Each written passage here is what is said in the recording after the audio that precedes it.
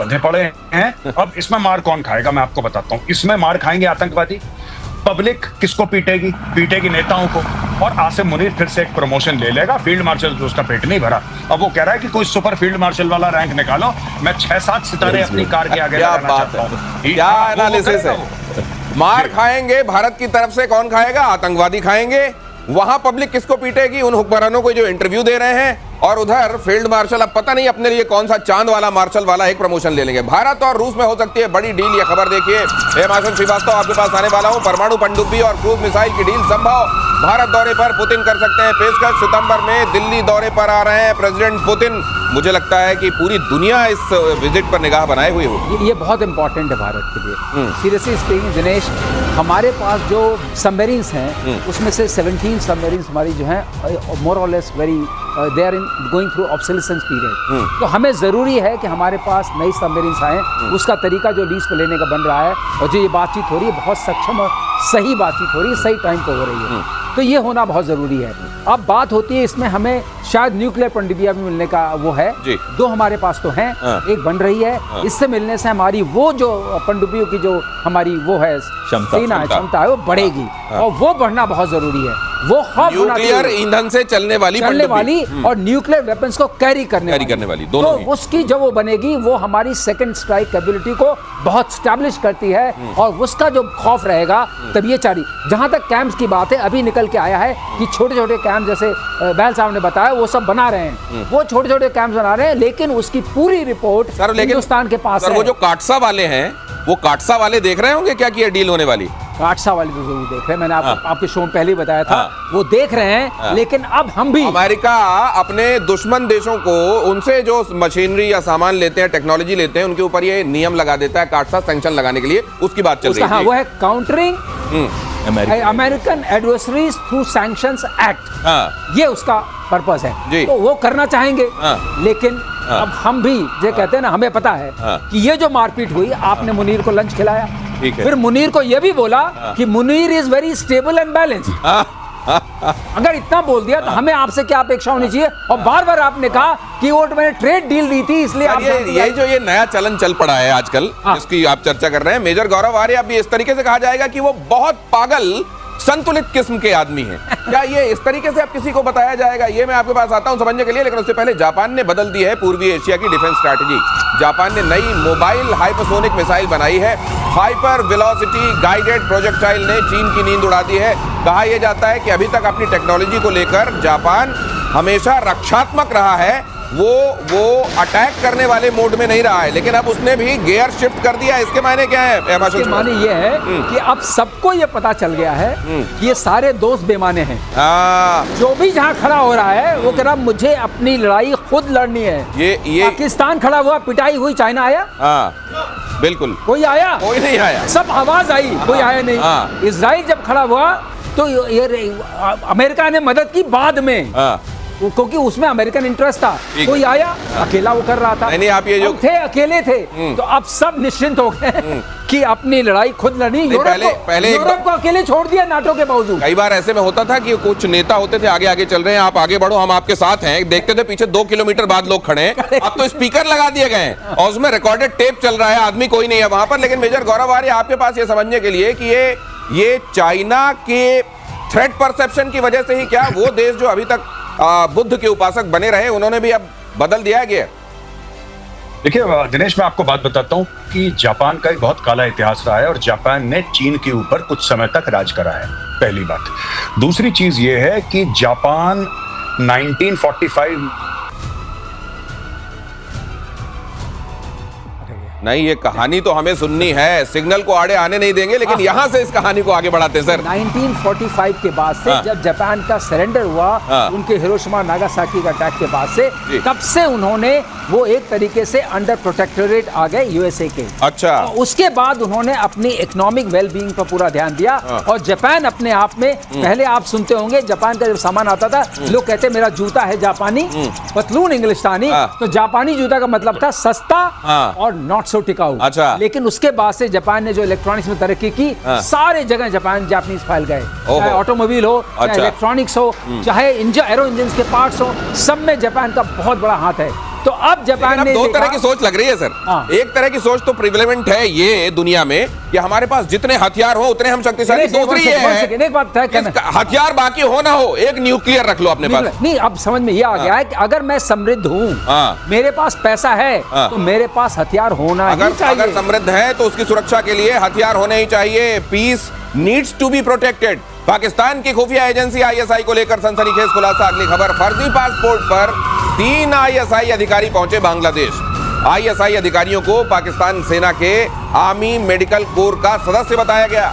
बांग्लादेशी सेना के 10वीं इन्फेंट्री डिवीजन का भी दौरा कराया गया। ये आईएसआई चाह क्या रहा है बांग्लादेश में सर? देखिए, आईएसआई की जब से यूनुस गवर्नमेंट ने टेक ओवर किया है, इनके रिलेशनशिप। सर यूनुस के रहते फर्जी पासपोर्ट पे जाने की क्या जरूरत है? एलानिया जाओ ना, वो तो वेलकम कर रहे हैं। ये भारत की आंखों में और विश्व की आंखों में धूल झोंकने के लिए कर रहे हैं। आपको याद होगा लाल मुनेरहाट बेस है, जो कि बिल्कुल हमारे सिलीगुड़ी कॉरिडोर के एकदम साथ में पड़ता है। तो वहां पे भी ये गए थे, तो छुप के गए थे। आईएसआई की डेलीगेशन आई थी, किसी को बताया नहीं, वहां जाके गए। चीनी आए तो वो भी वहां गए थे। इनका पूरा प्लान चल रहा है। अगर आप ट्राइलेटरल मीटिंग देखें जो कुनमिंग के अंदर हुई थी, किसके बीच में हुई थी? चाइना, पाकिस्तान, बांग्लादेश। उसी तरह की मीटिंग हुई थी चाइना, पाकिस्तान, अफगानिस्तान। भारत को चारों तरफ से घेरने के लिए अब योजना शुरू हो गई। ये अगर योजना शुरू हो गई, लेकिन ये जिस तरीके से यहाँ चोरी छिपे जा रहे हैं मेजर गौरव आर्य, ये वैसा ही है जैसे कोई सिर में अपने कपड़ा लपेट ले और धड़ में कोई कपड़ा ना हो।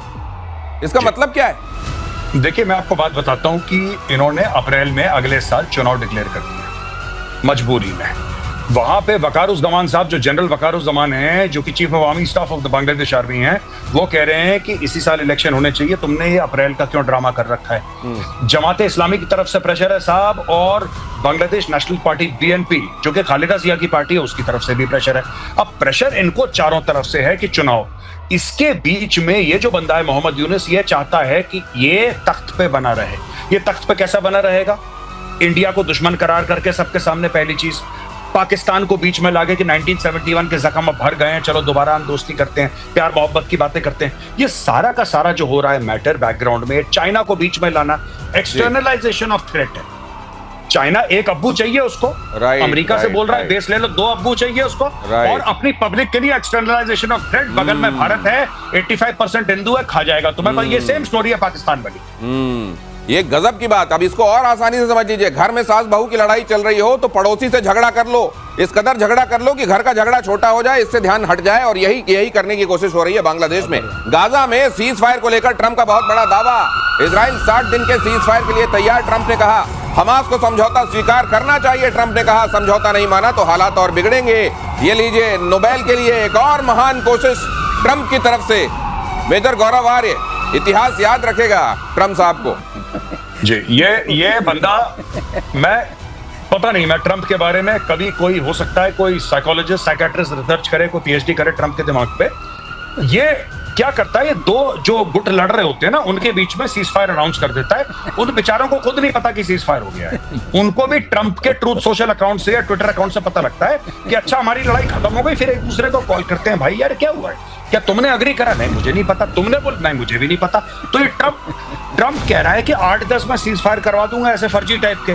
फिर मैं नोबेल पीस प्राइज की कमेटी के पास जाऊंगा कि बॉस देखो 10 सीज फायर किसने करवाए हैं? ट्रंप ने करवाए। आपका भाई है जो हर जगह सीज फायर करवा रहा है। ये आप खुद देखिए, ये जो सीज फायर करवा रहा है, जैसे रशिया और यूक्रेन के बीच में सीज फायर, एक दूसरे की गर्दनें वो काट रहे हैं। ये कहता है कि सीज फायर करवा दूंगा, और आज से नहीं, अप्रैल से कह रहा है।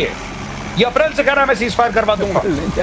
इसने सीज फायर करवाया इजराइल और ईरान के बीच में। वहां पे इजराइल ने लेबनान में बम मार दिया। फिर ये देखिए, इसके बाद 2 सीज फायर हो गए ना। फिर पहले इसने इजराइल और ईरान वाला हो गया एक, फिर इसके पास इजराइल और लेबनान का इसको बंद करवा देगा 2, फिर हमास और I beg your pardon, Russia और यूक्रेन का करवा देगा 3, फिर भारत और पाकिस्तान, ये 4-5 तो फर्जी वाले करवा चुका है। 2-4 और करवा के खड़ा हो जाएगा सामने। सर यहाँ पे तो मैंने कहीं पर देखा, ये मीम बनकर ये भी चल रहा है कि ये ट्रंप महोदय हैं, घर के झगड़े सुलझाने के लिए भी अगर आपको सीज फायर करवाना है तो इनसे आप कांटेक्ट कर सकते हैं। एक नंबर भी डला हुआ है। वाकई ये इसी तरीके की इनकी इमेज बन रही है वर्ल्ड ओवर कि कर कुछ नहीं पा रहे हैं। अनाउंसमेंट दुनिया भर के cease fire. United nation security council की अध्यक्षता मिलते ही पाकिस्तान का कश्मीर अलाप देखिए जरा। संयुक्त राष्ट्र में पाकिस्तान के स्थायी प्रतिनिधि असीम इफ्तिखार का बयान, कश्मीर विवाद को अब और टालना ठीक नहीं है। कश्मीर पर प्रस्तावों को लागू करने के लिए कदम उठाए जाएं, यूनाइटेड नेशन सिक्योरिटी काउंसिल कदम उठाए, ये एक बार फिर से बयान दिया गया है। अब ये वैसा हो गया है जैसे अगर आपके मोहल्ले में कोई कुत्ता भौंक रहा हो अचानक रात के सन्नाटे में, और पहली बार कर रहा हो तो आपकी नींद खुलती है, लेकिन अगर वो रोज करने लगे, रोज करने लगे, तो फिर आपको फर्क पड़ना बंद हो जाता है। लेकिन अब भौंकना तो मजबूरी है कमोडोर गोयल। ये रेजोल्यूशंस जो होते हैं एक टाइम पे उस समय की स्थिति पे होते हैं। उसके बाद तो 1972 का भी जो हुआ है शिमला एग्रीमेंट, उसके बाद 1999 का भी जो लाहौर में डिक्लेरेशन हुई है, तो उन डिक्लेरेशन में क्या कहते हैं, द्विपक्षीय हम लोग विचार करेंगे और उससे डिसाइड करेंगे जो हमारी प्रॉब्लम्स है। लेकिन यहाँ मैं आपको एक एग्जाम्पल देना चाहता हूँ। महाराजा रंजीत सिंह 820 में राज कर रहे थे, उनकी अंपायर कहाँ तक थी स्थित? तो बहुत दूर तक थी, अफगानिस्तान तक, खैबर पास तक स्थित थी। तो क्या भारत आज ये कहेगा कि नहीं जी नहीं, हमारी तो एम्पायर, भारत की एम्पायर 1820 में थी खैबर पास तक, तो ये पूरा का पूरा पाकिस्तान हमारा। हम तो वो नहीं कह रहे ना, हम तो ये कह रहे हैं कि सिर्फ पीओके दे दो प्यार से, जो आपने छीना था, बाकी हमें चिंता नहीं है। किसी ने उससे भी एक कदम आगे बढ़ के बात कही, मेजर गौरव आर्य, किसी ने ये कहा कि भाई साहब अगर मुसलमान हिंदुस्तान में रह सकते हैं तो बंटवारा क्यों हुआ, और अगर बंटवारा हो गया है तो फिर अलग ही रहना चाहिए ना। ये तो बात फिर बहुत आगे निकलेगी। यूनाइटेड नेशन सिक्योरिटी काउंसिल में जाके चूड़ियां तोड़ना इनका बंद कब होगा? इनका बंद नहीं होगा। देखिए, जब ये इसके मेंबर नहीं थे तब भी यही काम कर रहे थे। मैं आपको याद दिलाता हूं, 2-3 साल पहले जब बिलावल थे एक्सटर्नल अफेयर्स मिनिस्टर पाकिस्तान के, तो इनको एक फूड सिक्योरिटी कॉन्फ्रेंस के लिए बुलाया गया। फूड सिक्योरिटी कॉन्फ्रेंस के लिए बुलाया गया, यूनाइटेड नेशंस जनरल असेंबली में स्पीच दी। वो 17-18 मिनट की स्पीच थी और पूरी की पूरी कश्मीर में थी। तो लोगों ने बोला, भाईजान आपको बुलाया था तो फूड सिक्योरिटी के ऊपर आपने कश्मीर के ऊपर स्पीच दे दी। गाय की कहानी। ये वही वाला है सर, ये वही वाला है कि माय फादर पे ऐसे आए, लेकिन वो काऊ का ऐसे जिसने पढ़ा होता है वो वहां पर भी काऊ लिख के आ जाता है। सऊदी अरब ने पाकिस्तान को बड़ा झटका दिया है। हज मामले को लेकर होने वाली बैठक में नहीं बुलाया, बैठक में भारत शामिल मगर पाकिस्तान को न्योता नहीं। भारत की तरफ से बैठक में जफर सरेश वाला शामिल। अब बताइए, हज को लेकर बैठक हो रही है, पाकिस्तान का नुमाइंदा वहां नहीं है, भारत का नुमाइंदा देखिए आपको दिखाई दे रहे हैं जफर सरेश वाला। सही बात है, उम्मा वाली बात तो कोई रही नहीं, कम से कम उम्मा वाली बात नहीं, उम्मा है लेकिन उसमें पाकिस्तान नहीं है, इसीलिए उम्मा वाली बात नहीं रही। उन्होंने देखा है पाकिस्तान में उम्मा वाली कोई बात नहीं। ईरान पर अटैक हो रहा था, आप जाके लंच खा रहे थे यूएस में, जिसने GBU-57 भेजा, तो उन्होंने कहा ये इस लायक नहीं है। तो वो जो एक लक्ष्मण रेखा थी जो अमेरिका नहीं कर रहा था कई सालों से, वो लक्ष्मण रेखा अमेरिका पार कर चुका है। और यही चीज पिछले 20 साल से बेंजामिन नेतन्याहू अमेरिका को समझाने की कोशिश कर रहा है कि भाई ये जो न्यूक्लियर वेपन है ये पूरे देश के लिए नहीं, मतलब सिर्फ इजराइल के लिए नहीं, पूरे देश के, लेकिन पूरी दुनिया के लिए खतरा है, खासतौर से अमेरिका के लिए भी खतरा है। और ये बात खमेनेई और खमेनेई के पहले खोमेनेई, ये दोनों के दोनों कह चुके हैं कि अमेरिका हमारा दुश्मन है। अब मुझे बात ये समझ में नहीं आती दिनेश, ये बंदा कह रहा है मैं न्यूक्लियर वेपन बनाऊंगा ही बनाऊंगा, पहली चीज। दूसरा कहता है कि तुम हमारे दुश्मन हो, तुम पे बम मारूंगा, और तुम भी अमेरिका हमारे दुश्मन हो, इजराइल अमेरिका दोनों पे बम मारूंगा। तो मुझे एक बात ये समझ में नहीं आती, इनको डाउट क्यों है? वो तो खुल के मुंह पे बोल रहे हैं कि हम बनाएंगे बम। ये कोई ढकी छुपी बात थोड़ा है, ये आपके मुंह पे इतने सालों से बोलते आ रहे हैं। जैसा मैंने बोला था, पहले बोला कि नहीं साहब हम तो बनाएंगे सिर्फ बिजली के लिए, only electrical energy we want, और एनर्जी सप्लाई फ्रॉम न्यूक्लियर, एक ये बोला। उसके बाद धीरे धीरे डुअल यूज अमाद प्लान के बाद, एक अमाद प्लान हुआ था, उसके बाद डुअल यूज पे ये लोग आ गए, और उसके बाद अब ये खुल के बोल रहे हैं कि हमारा अधिकार है न्यूक्लियर बम बनाने का। और कोई ईरानियन जो स्टेट है उसके, आप जरा उसके स्टेटमेंट आप कह रहे हैं कि दुनिया को कंफ्यूजन होगा। ईरान ने कभी अपनी तरफ से कोई एम्बिग्विटी नहीं रखी है, उसने सीधा सीधा कहा हम बनाएंगे, लेकिन उनके यहाँ से भी स्टेटमेंट आते रहे सर, उनके यहाँ से भी स्टेटमेंट आते रहे हैं। खमेनेई कहते रहे हैं कि हम बॉम्ब नहीं बनाएंगे, हम बॉम्ब नहीं बनाएंगे, साथ में इसको एनरिच भी करेंगे। तो एनरिच करेंगे तो क्या करेंगे उसमें, फिर क्या उसका परफ्यूम बनाएंगे, क्या करेंगे? ये एक बड़ी बात है। मैं आपके पास आ रहा हूं सर। अपनी वायुसेना को मजबूत करने चीन के दरवाजे पर ईरान पहुंच गया है। चीन से J-10C फाइटर जेट खरीदने की योजना है। ईरान ने 2023 में रूस से 50 सुखोई 35 जेट्स खरीदने की डील की थी। यूक्रेन युद्ध की वजह से रूस ने सुखोई 35 अभी तक नहीं दिया है। अब Su-35 की तुलना में सस्ते J-10C पर ईरान की नजर है। J-10C की कीमत उसके मुकाबले बहुत कम है सर। J-10C ये देने के बाद ये तो नहीं कहेंगे वही एक्सपोर्ट क्वालिटी वाला है जो हमने पाकिस्तान को माल दिया था। देखो दिनेश, रहेगा तो वही एक्सपोर्ट क्वालिटी। हाँ। और जहां तक J-10C का सवाल है, जब इनको पहले एयर डिफेंस नेटवर्क अपना ठीक करना पड़ेगा।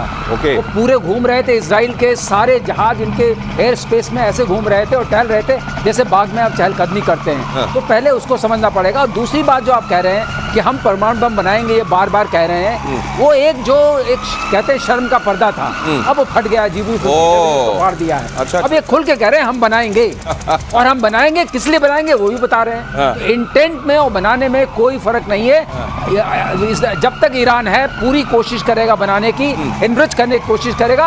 अब खुल के सामने आ गया है, यही फर्क पड़ा है इस 12 दिन के जो युद्ध हुआ है उसका ईरान। ये दोनों ही खबरें, ये J-10C का खरीदा जाना और ये कहना कि हम तो इसको एनरिच करेंगे और हमको इससे कोई रोक नहीं सकता, इसका मायना सीधा सीधा ये है कि क्या उन्होंने अपनी एक वीक लिंक के तौर पर अपनी एयरफोर्स को पहचाना है, उसको आप उसको ठीक करने की कोशिश कर रहे हैं। और दूसरे उन्होंने कहा एम्बिग्विटी हटाओ, सीधे सीधे कहो कि हम तो बनाएंगे बम। ये हुआ है क्या? दिनेश जी कौन सी एयरफोर्स की बात कर रहे हैं? उनके पास कुछ है ही नहीं।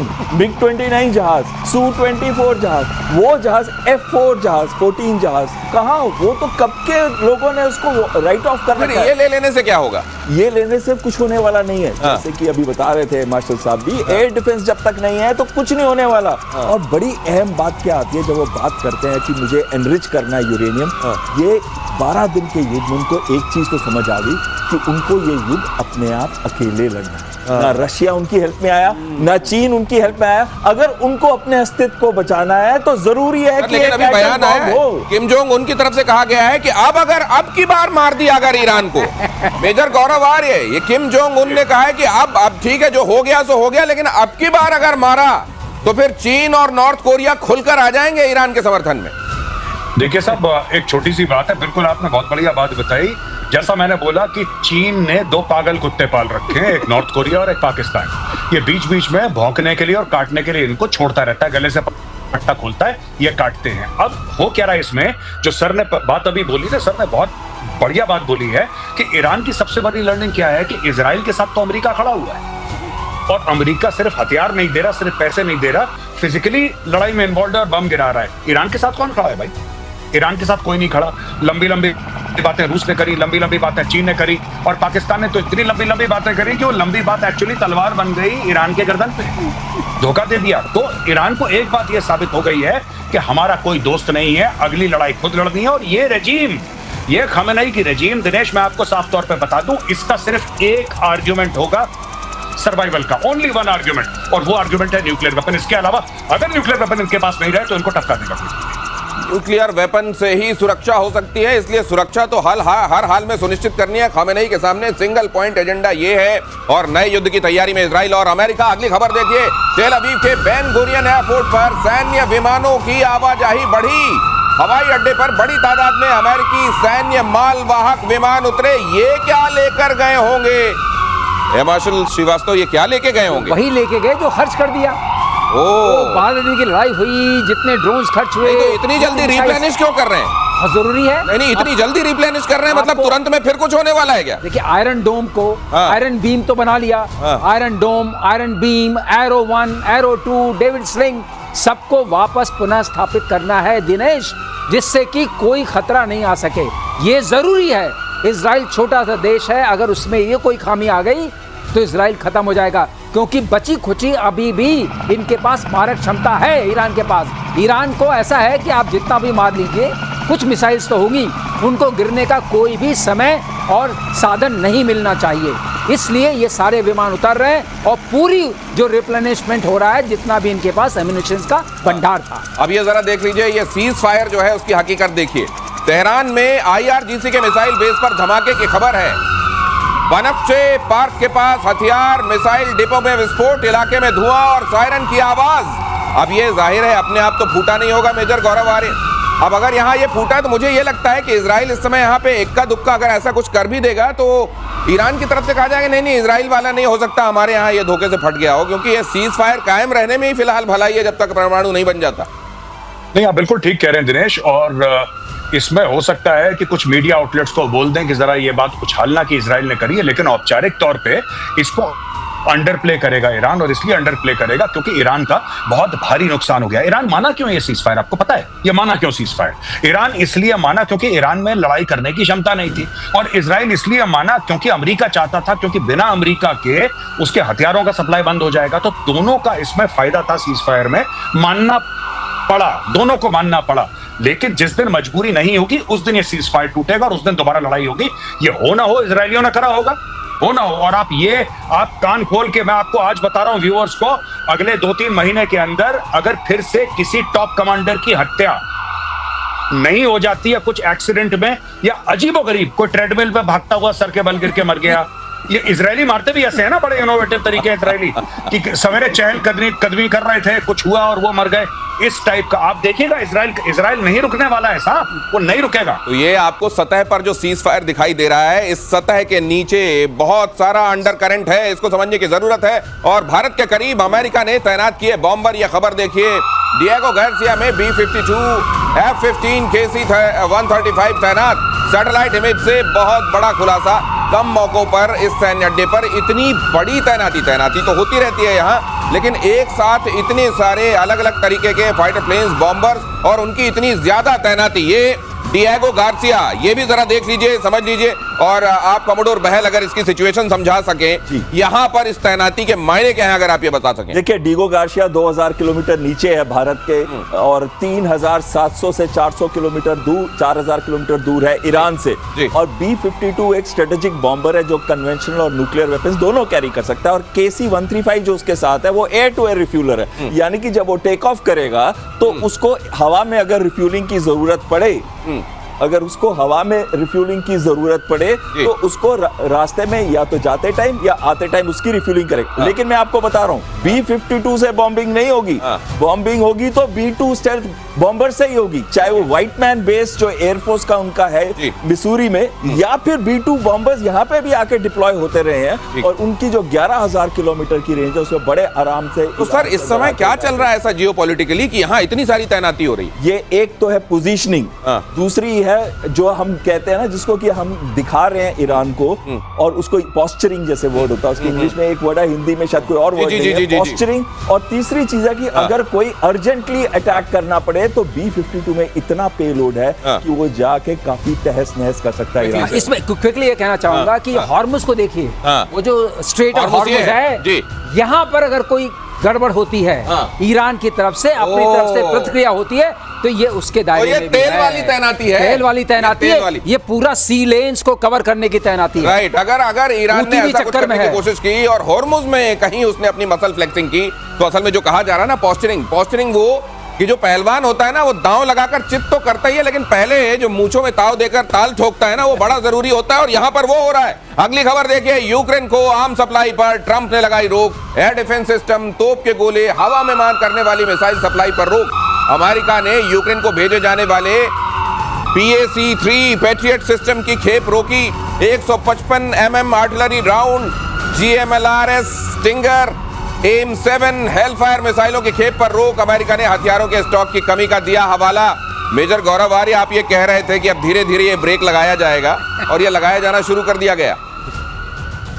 देखिए साहब, मैं तो बहुत ज्यादा कंफ्यूज हो गया हूं, और कंफ्यूज इसलिए हुआ हूं कि कल परसों इन लोगों ने एक बिल इंट्रोड्यूस करा था अपनी कांग्रेस में कि जो तेल खरीदेगा रूस से, जो भी तेल खरीदेगा, खासतौर से भारत और चाइना, उनके ऊपर 500% टैरिफ होगा। ठीक है, उसके 3 दिन पहले इसने बोला था कि ज़ेलेंस्की तो बहुत अच्छा आदमी है। पहले हमारा जो भी कुछ हुआ थी, खटपट हुआ, ऐसी हो गई थी, गलतफहमी हो गई थी, लेकिन ज़ेलेंस्की बहुत, इन्होंने तारीफ करी ज़ेलेंस्की की। आज ये ज़ेलेंस्की के बिल्कुल कहते हैं वेपन्स रोक दिए इन्होंने, पेट्रियट मिसाइल वगैरह। तो ज़ेलेंस्की लड़ेगा कैसे? देखिए, रूस इनकी बात मान नहीं रहा है। ऐसे बात तो ये होती है ना कि जब रूस कहता कि साहब हम ठीक है, हम लड़ाई रोक रहे हैं, आप ज़ेलेंस्की को बोलो कि वो भी ना लड़े, तो अमन शांति। रूस कह रहा है नहीं, कोई अमन शांति नहीं, हम तो ठोकते रहेंगे इसको। ज़ेलेंस्की के आपने हथियार ले लिए, ये चाह क्या रहा है? ये सीज फायर की बात कर रहा है, और दोनों में से कोई इसके सीज फायर की बात नहीं मान रहा। अब इसका आखिरी दांव ये रह गया है कि यूक्रेन के पास बिल्कुल भी कोई हथियार ना चाहिए, लेकिन उससे होगा क्या? अभी कल परसों आप ही ने कवर करा था ना दिनेश अपने प्रोग्राम में कि एक गांव घेर लिया जहां पे लिथियम था, इन्होंने पूरा घेर लिया गांव, वो तो रूसी फौजें तो आगे बढ़ रही हैं। तो ट्रंप क्या चाह रहा है, जैसे ट्रंप ने बहुत पहले बोला था, मैं क्या चाहता हूं या मैं क्या करने वाला हूं ये किसी को नहीं पता, मुझे भी नहीं पता। तो मुझे लगता है भैया जब ट्रंप को नहीं पता तो हमें कैसे पता होगा। तो मुझे एक चीज और लगती है, हो सकता है कल जब इस वक्त हम लोग मिल रहे हो तो ये पता चले कि वो खेप भेज दी गई, कल रोकी गई थी, आज भेज दी गई। ये इस तरीके ये जो काम किया जा रहा है नेटो के चक्कर में यूक्रेन को यहां तक पहुंचाना और अब खेप रोकने की बात करना, बीच में रेयर अर्थ मेटल की डील भी कर लेना, और ये दिखाता क्या है? देखिए बहुत इंपॉर्टेंट चीज पता है क्या है इसके अंदर, एक इकोनॉमिक्स प्रोफेसर हैं यूएस के, उन्होंने कहा था जितने मैं अपने अंडरगारमेंट चेंज नहीं करता, मतलब एक दिन के अंदर उतनी बार तो ये पॉलिसी चेंज कर देते हैं अपनी। ट्रंप के बारे में ये कहा जा रहा है। और ट्रंप अब क्या चाहता है कि अगर ये युद्ध रुक नहीं रहा तो अगर वो रोक लेगा सप्लाई, खेप रोक लेगा, जो हमने बताया कि पैट्रियट सिस्टम, जो एयर डिफेंस सिस्टम उसको बहुत जरूरी चाहिए, तो उसके बाद इतनी तबाही यूक्रेन की हो जाएगी, कम से कम यूक्रेन डिसाइड कर लेगा कि अब मुझे सीजफायर करना चाहिए, क्योंकि ज़ेलेंस्की ही इसको आगे लेके जा रहा है। और ज़ेलेंस्की ये हमेशा कह रहा है कि यूरोप को अटैक करेगा रशिया। तो अगर ये खेप वाकई रोक के रखी जाती है तो सीज फायर अगले 1-1.5 महीने में हो जाएगा सर? बिल्कुल हो जाएगा। मैं आपको बता रहा हूँ PAC-3 मिसाइल्स में है, उसी के अंदर थोड़ा सामर्थ्य क्या है सर PAC-3 मिसाइल जो है वो हाइपरसोनिक या सब हाइपरसोनिक मिसाइल्स को, सुपरसोनिक मिसाइल्स को रोक सकती है। अच्छी है, अच्छा। और उसी का हमला होगा। ओके। अगर आपने PAC-3 खत्म कर दी इनकी बैटरीज में से जो पैट्रियट में है, बाकी PAC जो दूसरा वर्जन है वो नहीं रोक सकता है। PAC-3 उसमें सक्षम है, लेकिन कॉस्टली भी वही है। अच्छा। करीब 4 मिलियन से ऊपर की मिसाइल है वो। तो उसको अगर उसने नहीं दिया तो अब ज़ेलेंस्की क्या करेंगे? और जो उनके पास चीजें आ रही हैं, अटैक्स जो हो रहे हैं, हाँ, और आप एक चीज और देख रहे हैं, अटैक्स अब बहुत बढ़ गए हैं। जितने भी चाहे ड्रोन्स के हों चाहे मिसाइल्स के हों, अटैक्स बढ़ गए हैं यूक्रेन के ऊपर। तो ये जो बहल साहब ने बोला कि ये जो चीज है, ultimately Zelensky himself will say I want cease fire, फिर इनको मिलेगा नोबेल प्राइज कि आपने पीस करवा दी। अब ये जिस तरीके का लेकिन इनका सीज फायर हो रहा है, मुझको लगता है इनको जो वो तमगा मिलेगा उसमें भी कई छेद होने चाहिए, अभी वो जस्टिफाई कर सकेगा। जिस तरह का सीज फायर उसी तरह का तमगा। बेहद खौफ में है पाकिस्तान के रक्षा मंत्री। अगली खबर फ्लैश कीजिए। ख्वाजा आसिफ, भारत की तरफ से फिर से अटैक की संभावना कह रहे हैं आसिफ। पानी रोकना एक्ट ऑफ वॉर है, ख्वाजा आसिफ ने कहा। कश्मीर की समस्या का समाधान होना चाहिए, ख्वाजा आसिफ ने यह भी कहा। सुनिए जरा।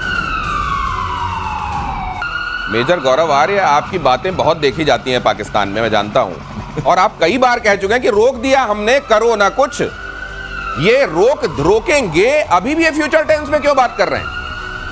ये देखिए साहब, ये इनका जवाब यही है, इंटरव्यू एक और दे देंगे, फिर एक और इंटरव्यू दे देंगे, फिर बिलावल एक और धमकी दे देगा कि लाशें बिछा देंगे, लकड़ियां कम पड़ जाएंगी। बिलावल ने बोला था कि अगर पानी नहीं बहेगा तो खून बहेगा, हम जंग कर देंगे, 6 के 6 जितने नदियां हैं सारी की सारी ले लेंगे भारत से। तो देखिए मैं आपको बताता हूं, इसमें पाकिस्तान को रीड करने का सिंपल तरीका है। अगर धमकी कोई फौजी देता है तो उसमें 10% हो सकता है कुछ माल हो, मटीरियल हो, 10%। और अगर कोई सिविलियन धमकी देता है, तो पॉलिटिकल लीडर धमकी देता है, तो वो जीरो बेस, उसमें कुछ भी नहीं है। ये सिर्फ ये देखिए ना, इनके ऊपर प्रेशर आ रहा है, पाकिस्तानी मीडिया प्रेशर डाल रहा है। पाकिस्तानी मीडिया जो है दिनेश, वो कभी फौजियों के ऊपर प्रेशर नहीं डालता, वो डालता है प्रेशर सिविलियन लीडरशिप के ऊपर। अब सिविलियन लीडरशिप के ऊपर पाकिस्तानी मीडिया पूछ रहा है कि साहब भारत ने तो 1 लाख करोड़ के हथियार खरीद लिए, भारत तो कह रहा है ये वेपन खरीदेंगे, ये वेपन खरीदेंगे, ऐसा करेंगे, वैसा करेंगे, आप क्या कर रहे हैं? वो कह रहा है मैं इंटरव्यू दे रहा हूं, तुम क्यों नहीं समझ पाए? ये जो आपने कहा इंटरव्यू, मतलब ये जो मुंह की मिसाइलें चल रही हैं इनकी, ये मुंह की मिसाइलें चलाते रहने के अलावा भी इनका कोई रोल है? बीच में जाकर माफी मांग लेना, जैसा आपने कहा था कि शहबाज शरीफ को तो माफी मांगने के लिए रखा है कि तुमको हम प्रधानमंत्री बुला दिया करेंगे, तुम बीच में जाकर जहां हम कहें वहां माफी मांग लेना। सर ये बीच में ये कितने दिन वहां की पब्लिक सुनती रहेगी? ये कह रहे हैं, वो सुनते रहें और मानते रहें कि ये जो कह रहे हैं उसमें सब्सटेंस है? बिल्कुल सही कह रहे हैं आप दिनेश जी। अगर आप देखें, ख्वाजा आसिफ ने एक और बात कही थी कि हमने वेस्टर्न के बहुत डर्टी लिनन को वॉश किया कि 30 साल से ऊपर। उसके बाद क्या हुआ? और उसके बाद अब जो बात आ रही है, जब हमने 100 से ऊपर उनके आतंकी मारे, तो एक खौफ हो गया पाकिस्तान के अंदर। और उस खौफ के बाद क्या हुआ? उस खौफ के बाद अब डिस्कशन हो रही है मीडिया में कि अगस्त एंड तक भारत अटैक कर देगा। क्यों अटैक कर देगा? क्योंकि ISI का प्लान है कि मुझे वापस से सबको रीइग्नाइट करना है, सबको रीमोटिवेट करना है। इसी वजह से इतनी सारी मीटिंग्स भी हो रही हैं, इतने सारे पब्लिक एड्रेसेस भी हो रहे हैं, और रिकंस्ट्रक्शन हो रही है उन टेरर इंफ्रास्ट्रक्चर की, और साथ साथ में छोटे छोटे इंफ्रास्ट्रक्चर बनाए जा रहे हैं पूरा लाइन ऑफ कंट्रोल के पास। ये तो कमाल। अब उनको पता है कि